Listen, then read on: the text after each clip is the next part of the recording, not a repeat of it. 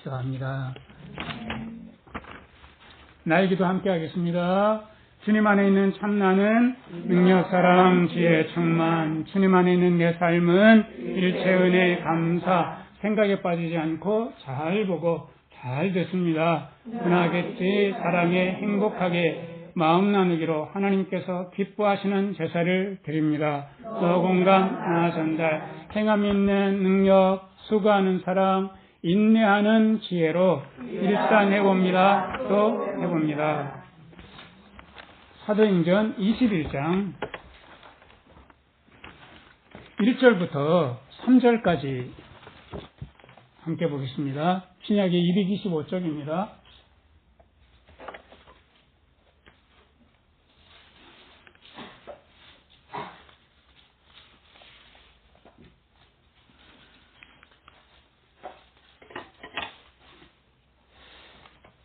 바울이 밀레도에서 제자들과 헤어진 후에 이제 예루살렘으로 가는 뱃길에 오릅니다. 어떤 장소들을 지나가는지 한번 좀 생각해 보시면서 읽어보시면 좋겠습니다. 같이 읽습니다. 우리가 저희를 작별하고 행선하여 바로 곳으로 가서 이튿날 로도에 이르러 여기서부터 바다라로 가서 베니게로 건너가는 배를 만나서 타고 가다가 구브로를 바라보고 이를 왼편에 두고 수리아로 행선하여 도로에서 상륙하니 거기서 배가 짐을 풀려 함이라라. 여기 보면 여러 지명들이 많이 나오는데 바울이 직접 도착했던 곳들은 어디일까요? 1절부터 보시면 어디가 제일 먼저나 어디에 도착부터 먼저 합니까? 고스. 예, 고스라고 하는 것은 우리나라의 그 남서쪽에 가끔 가다가 그 봄을 발견했다라고 하는 지역이 어디입니까? 신안 정도 되는 이 튀르키예를 생각해 보세요. 터키. 튀르키예의 남서쪽. 그러니까 신안 정도 되는 고스 섬입니다. 네. 그리고 또 어디에 이르럽니까? 로도. 로도는 연대 그 남쪽 서쪽에 있는 그 한 진도 정도 되는 데를 한번 생각하시면 돼요. 튀르키예 남서쪽 로도. 자, 그 다음에 또 어디가 나옵니까? 바다라. 지금은 이 고스와 로도는 섬이고요. 바다라는 육지입니다. 여수쯤 되는? 여수쯤 하면 딱 이게 얼추, 어디쯤 되겠다. 라고 짐작할 수 있잖아요. 그 다음에 또 어디 도착합니까? 많이, 베니게로 건너가는 배니까 도착 안 했어요. 그 다음에 쭉 나오다가 어디에 상륙하니? 두로.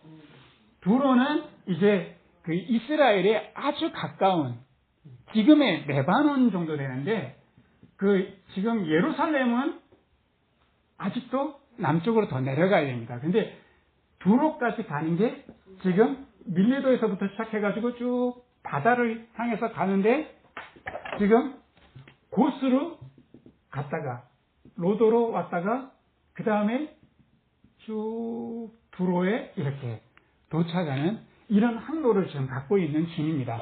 근데 지금 이 성경은 사도행전은 누가 기록했습니까?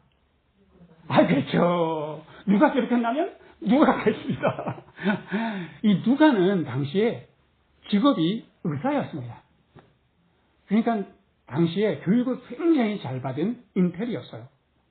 그랬던 사람이 지금 고스로 갔다가 로도로 갔다가 두로로 도착했다라고 하는 것을 도대체 왜 이렇게 상세하게 설명을 했을까?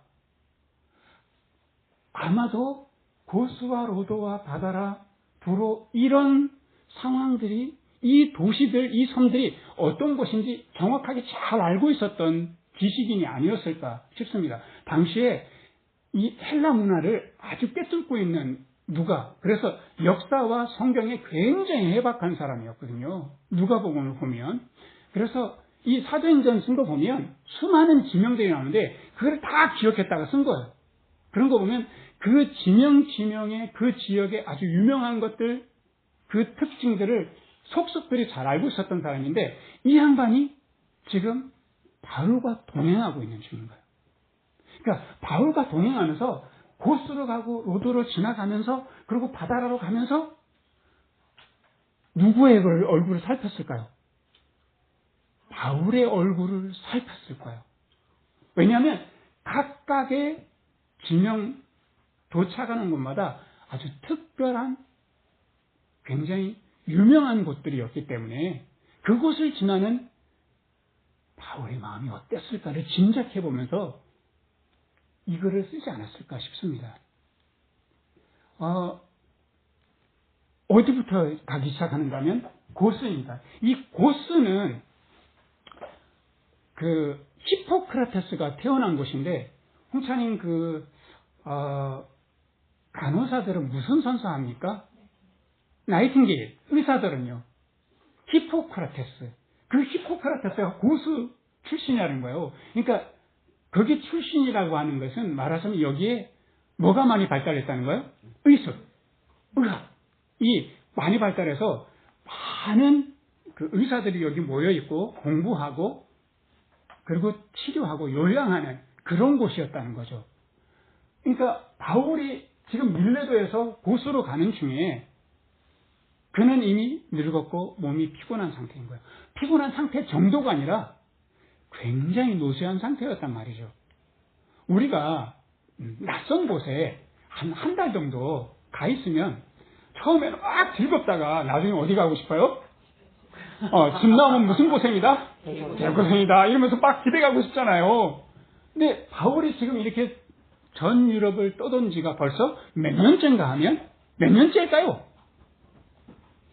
상상을 해봅시다. 1, 2, 3차 전쟁을 떠났는데 몇 년째 이렇게 지금 떠돌고 있을까요?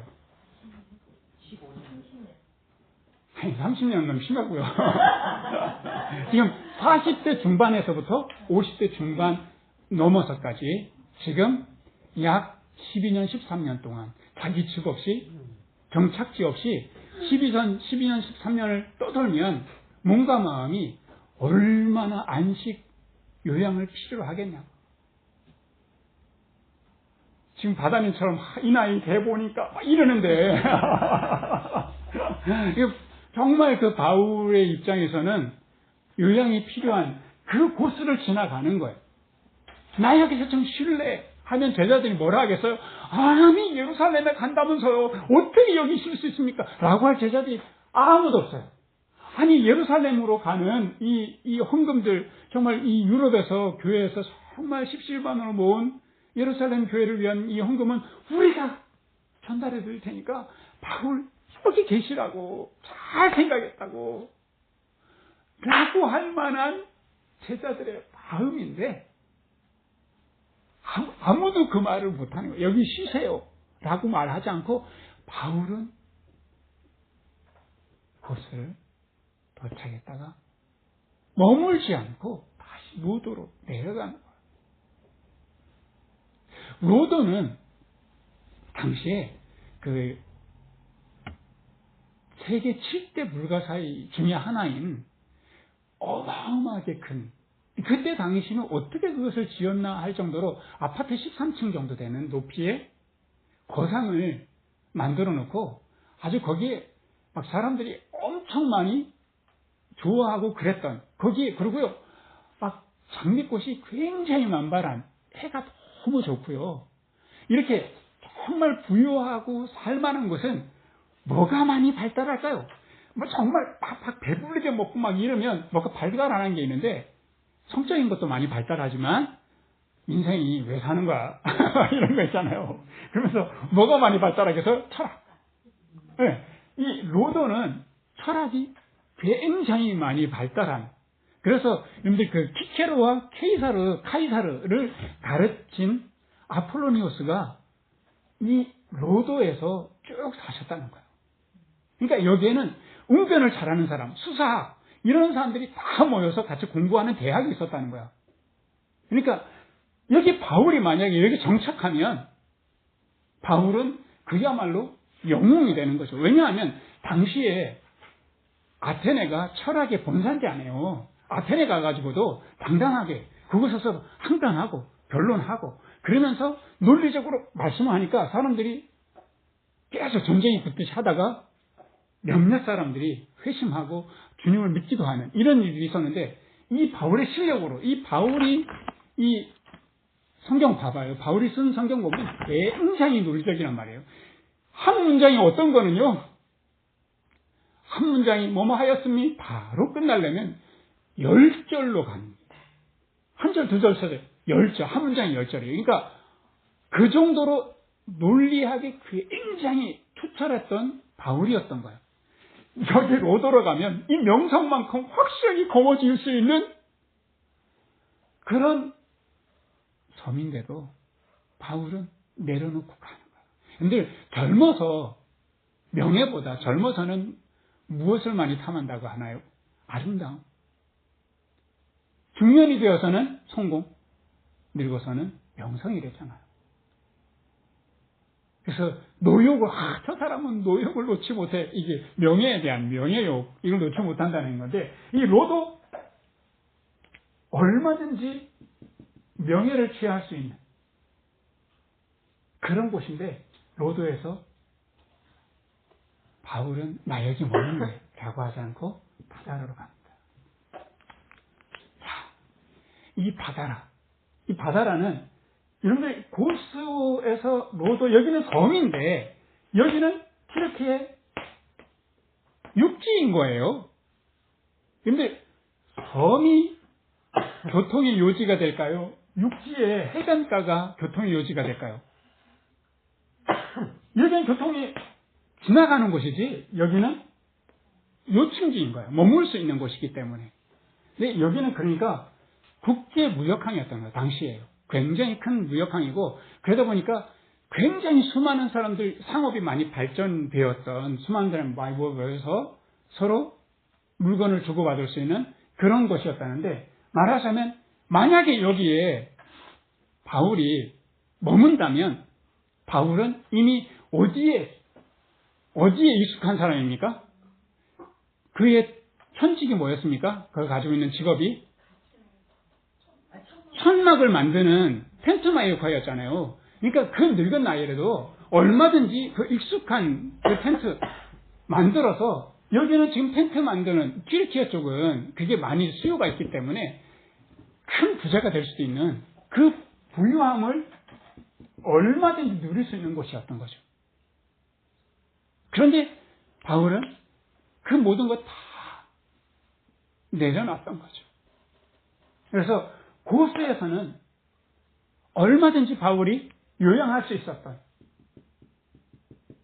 로드에서는 명예를 가질 수 있었던, 바다라에서는 부여를 가질 수 있었던 기회가 있었지만 지나간 거예요. 마치 저는 누가 자꾸 생각이 나냐면 예수님께서 시험 받았던 장면이 자꾸 생각나는 거예요. 너 이 돌을 떡으로 먹어봐. 생존의 문제. 너 성전에서 뛰어내리면 얼마나 사람들이 그 명예 정말 칭찬해주고 인정해주겠니. 그리고 이 넓은 이스라엘을 다스릴 수 있도록 해줄 테니까 나에게 절해봐 하는 그런 부유함, 이런 것들을 예수님께서 다 내려놓고 시험을 받으셨던 것처럼, 이겨내셨던 것처럼 바울도 다 그 자리를 거쳐가는 거죠. 그래서 바울은 그의 마음속에 목적하는 바가 있었던 거예요. 러시아에 구소련 이 당시에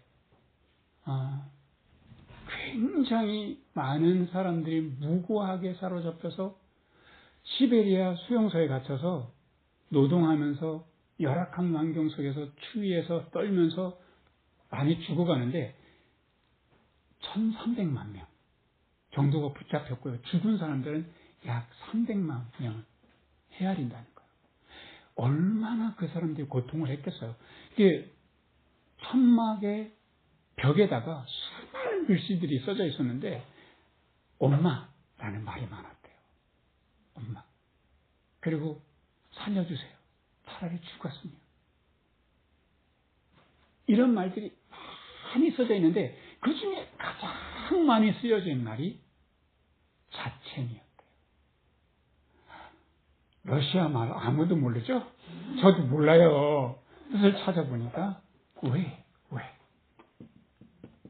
나는 왜 여기에 이렇게 잡혀서 수고하고 노동하고 죽어가는가? 이유가 없었던 거예요. 그런데 비슷한 환경에서 그 빅터 프랭클은 히틀러의 죽음의 수용소에서 그 많은 사람들이 죽어나갈 때 결국에는 살아냈거든요. 그에게는 뭐가 있었냐면 나에게는 왜가 있었던 거죠. 빅터 프랭클은 본래 심리학 교수였어요. 철학 교수였고요. 그러니까 이 사람이 의미 심리학을 했던 거예요. 삶의 의미를 가지고 있다면 어떤 상황도 이길 수 있다. 그래서 지금 빅터 프랭클은 그 모든 상황들을 나는 살아내야 돼. 왜냐하면 내 아내가 어딘가 살아있을지 몰라. 그리고 이 참혹한 상황을 나는 전해야만 해. 그리고 삶의 의미를 가진다라고 하는 것은 이 삶을 이길 수 있다라고 하는 것을 내가 한번 내 삶으로 증명해 보고 싶어. 라고 하는 왜가 너무나 명확했기 때문에 삶의 의미.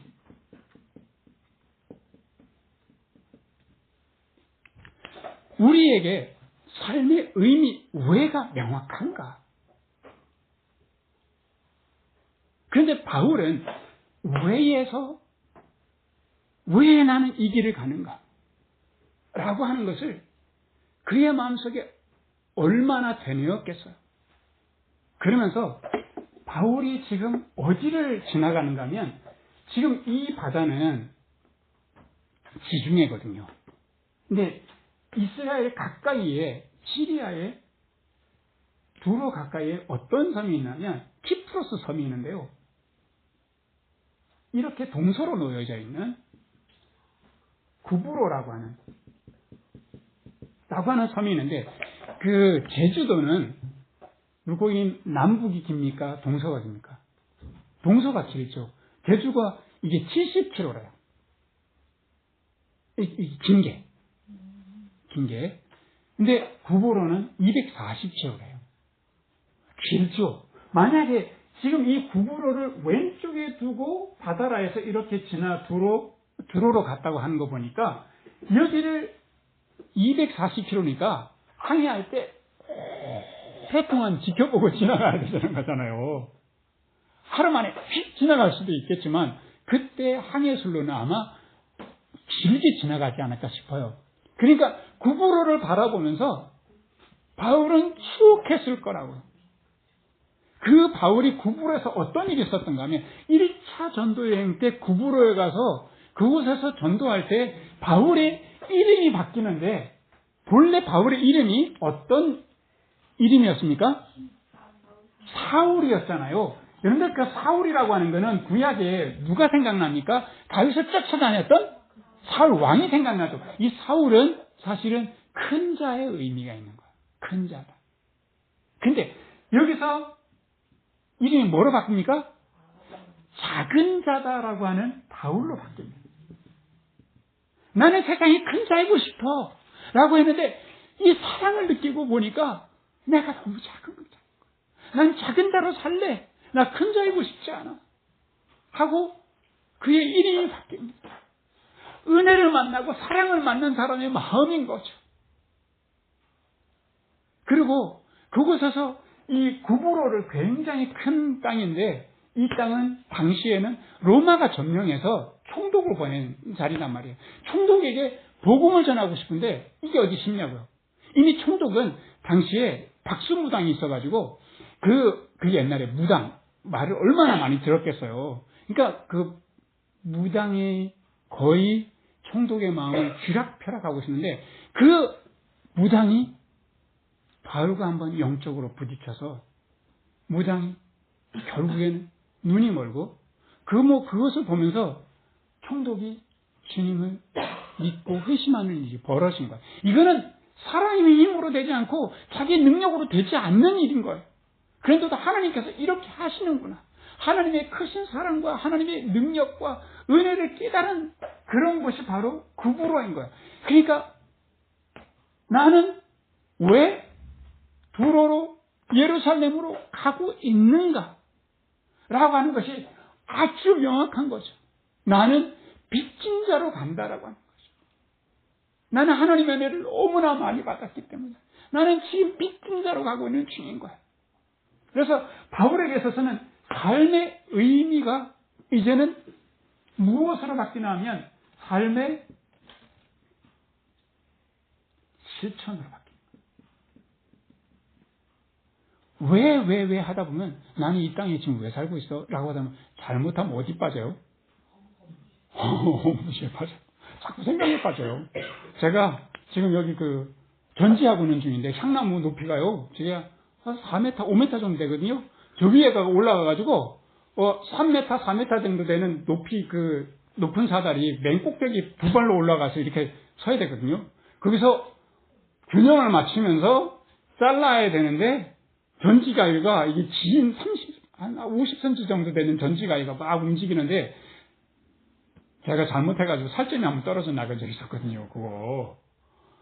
이거 생각만 하면 좀 끔찍한 거예요. 그거 이제 전진을 해야 돼. 왜는 명확해. 전진을 해야 돼. 그냥 내버려두면 미친 사람 머리처럼 막 난리잖아요, 지금. 깎아야 돼요. 2년에 한 번씩은. 지금 딱 적기인 거예요. 근데 왜는 명확해요. 근데 생각만 하면 끔찍해요.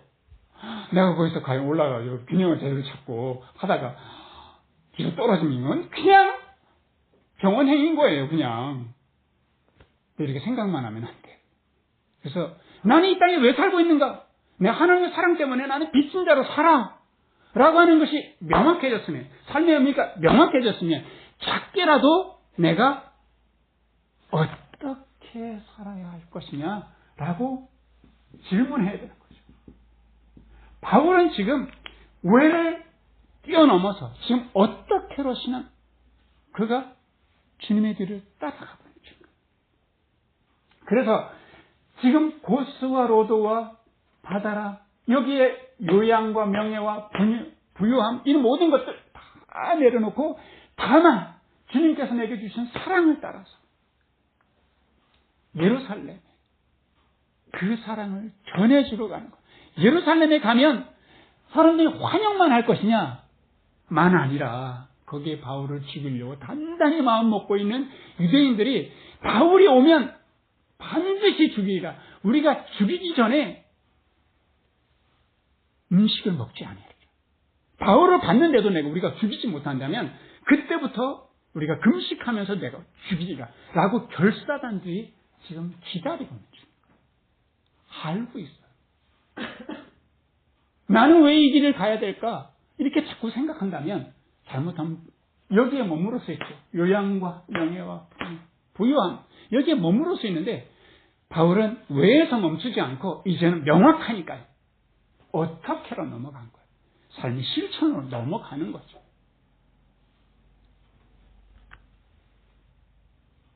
나는 왜 이 땅에 지금 살고 있는가? 시대가 점점 더 어두워져 가는데 점점 어목해지는데 나는 왜 이 땅에 살고 있을까? 라고 할 때 주님께서 새벽이 오려면 밤은 깊어야 돼.